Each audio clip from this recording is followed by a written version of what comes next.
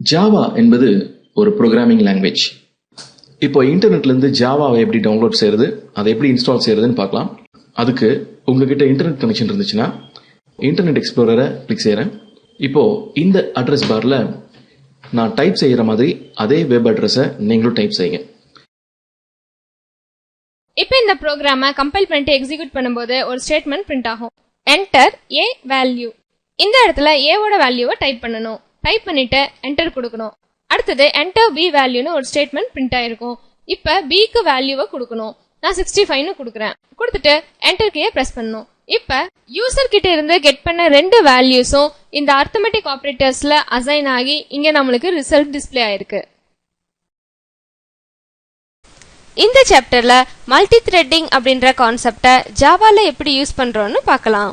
Multi threaded programs develop பண்ண Java programming language support பண்ணும்.